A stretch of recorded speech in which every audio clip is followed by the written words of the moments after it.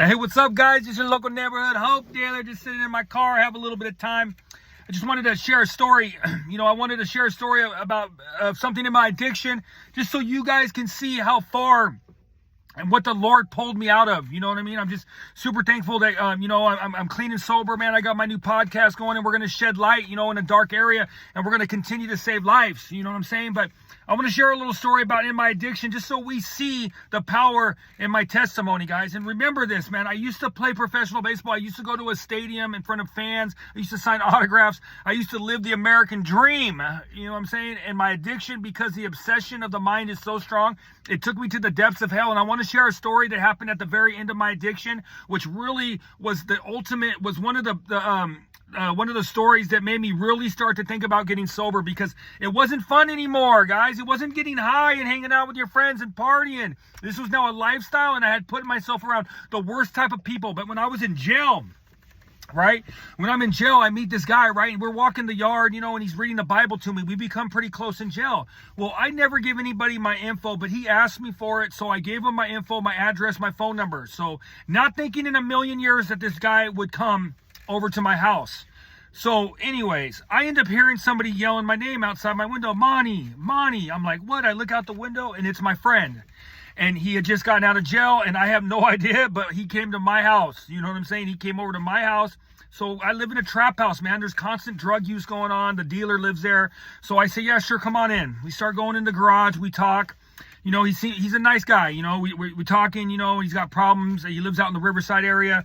And he ends up asking me if he can borrow his bike. So my bike. So he ends up taking my bike out that night, and I'm thinking he probably stole it. That's just the way it goes, But what he did is he went out and he would check car door handles in rich areas to see if he could come up. Now, if you people live in a nice area or just in general, lock your doors, all right? You people leave those doors open, and there are people out there that are checking those door handles, guys. So please lock your doors. So he comes, shows back up in the morning with my bike, and he's got all these credit cards, all these things that he came up on. And he's got these hotel.com cards, right? So he asked me and my girlfriend at the time and my friend if we want to get a hotel. Well, our plumbing's out at my house because we're in a trap house, right? Miserable life. Plumbing's out, man. We have no shower, no water going. That's how bad it is, right? So we say, yeah, sure, let's go. So we want to get a hotel in the Ontario area, but he wants to, for some reason, get a hotel out in Riverside.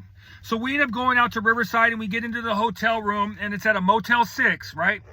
And we're sitting there, and we're all getting high. He's acting kind of weird. He keeps peeking out the window. And I'm tripping. I'm like, bro, and we're all tripping on him. Like, why do you keep peeking out the window, man? And he's kind of telling us that he knows some people around this hotel and all this. But we're just getting high, man. We're not thinking of any consequence at all at that point.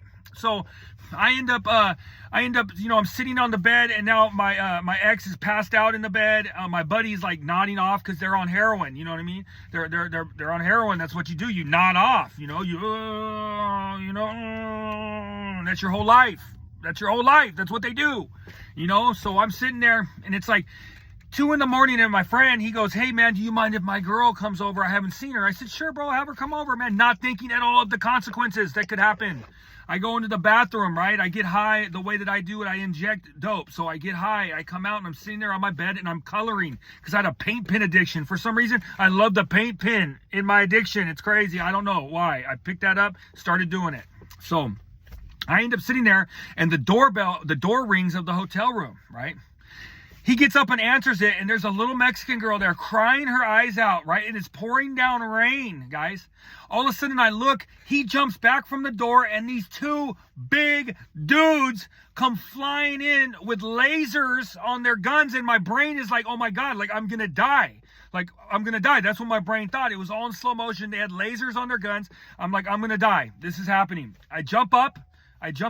The guy shoots me in the chest, guys, with a taser. I thought it was a gun. I couldn't believe it. My brain, when it hit me in the chest and I got electrocuted, I literally was like, oh my God, thank you, Lord. Like, I thought I was getting shot with a gun, guys, and I wasn't. It was a taser. And I got up again, and then the guy kicked me in my face, and my face exploded. It looked like a murder scene. There was blood everywhere in the hotel room. The guy that they're kidnapping jumps into the bathroom, right? And now he's begging for his life. And these two dudes that are big, these aren't just little dudes. These dudes are bigs, are trying to get him out of the bathroom, right? And now at this point, me and my ex and my friend are all laying on the ground, and we're like pretty much with gun. They got real guns too, and we're pretty much being hostages of a kidnapping. So, boom, ends up taking him out, right? They end up taking him out and taking him with them. You know what I mean? They tell us that we should count our blessings, and they leave us on the floor. All right, this is where my addiction took me to. These are the scary things that happen, man. This is real life. This is real life, guys. You will die in a second. Life will flip up on you, and you can die like that, guys. We just trying to have some fun, get a hotel room, and take a shower, and this is what this night ended like. They leave us, right? We end up getting, I end up freaking out, right? We're all freaking out. I'm bleeding, nose is broken, nose is gone, shattered. You know what I'm saying? It's raining outside. We go and get into the car, right? My ex wants to get high before we even leave. She has to. They have to get high. They're heroin addicts. I'm blown away, dude. This is the team that I play for. You know what I mean? This is my team. My girlfriend at the time, this is my teammate. She has to get high. She pulls off. And I just been literally like, we just been through the most traumatizing experience, kicked in the face, thought I was going to die. And she wants to go get high. This is the type of people you put yourself around when everybody's chasing pleasures. Understand that.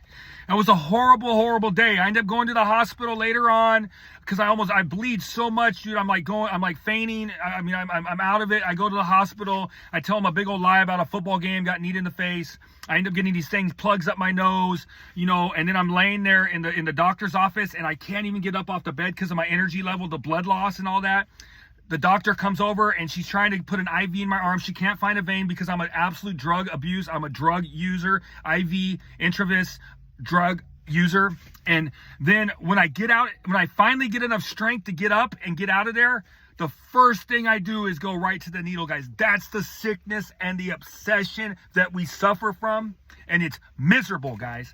That's just one day at the end of when I started putting the IV, putting the needle in my arm. That's just one day of many that were so absolutely crazy. And when I think back, guys, I cringe, and I'm like, I can't believe I lived, right? I don't even know what happened to the guy when he left that room, but I do know that I'm clean and sober 3 years, guys, and I have to be able to share stories of my past so you guys can see the blessing that has happened, that God has redeemed this person who chose to be an absolute junkie and now has chosen God for 3 years, and he has shown favor on my life.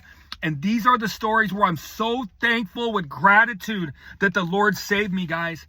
I hope we got something out of it. I had to share that story, and I will share a little bit of more stories from my past, but I'd love to talk about how I'm doing now. But it's just, this is where God saved me from, guys. And this is the depths of hell, all right? These are the depths of hell. And my family in their minds thought I was going through worser things than that. So that's how hard it is on your parents and the ones that love you. They think you're going through the worst case scenario possible because they love you and they don't really know what's going on, guys. So, hey, let's get clean. Let's put God first. Let's continue to move and groove with the Lord, and let's continue to have purpose, guys, and be assets, man, not liabilities, because life can flip up on you in an instant and you could be dead, guys. Remember, let's choose life, all right? Let's have a great day. I hope we got something down to that, man. I love you guys, and let's go, baby.